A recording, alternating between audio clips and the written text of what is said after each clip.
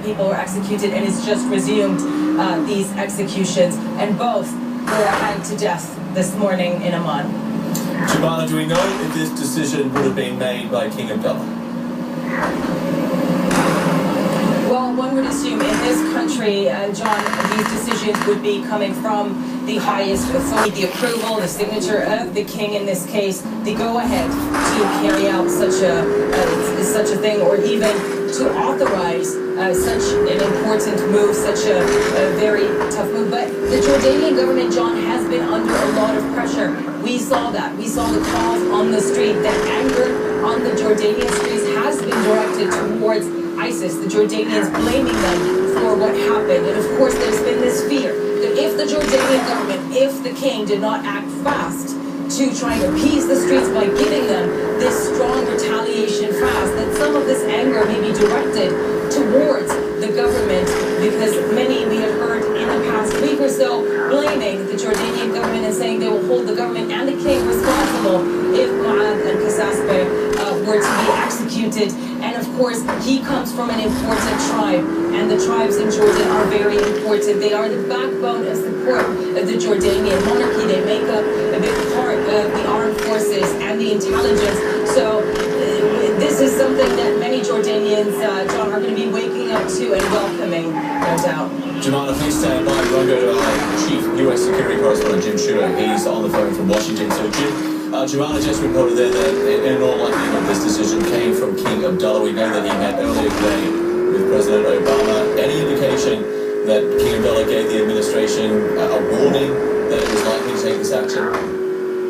There's no indication. The White House not sharing that. The White House is referring us to comments to the Jordanian government on this. I can't imagine a decision like this would happen without the king making that final decision. And it is interesting that we've been hearing from White House officials earlier in the day that the White House was encouraging Jordan to measure its reaction. And I think the message there behind the scenes might have been, overreaction. We're starting to find what overreaction is, but to take this as an opportunity to go after the ideology. I think you'd also hear from White House officials that this is Jordan's response, and it's Jordan's right to respond, which is interesting. It's the same message that you heard last week when Japan seemed to be negotiating with ISIS over the fate of Kenji Goto, even talk of possible paying of ransoms, etc. You hear from U.S. officials that listen, we do not pay royalties, but Japan and other countries have their right to respond in the way they feel necessary to respond, and I think the U.S. saying regarding Jordan's response here.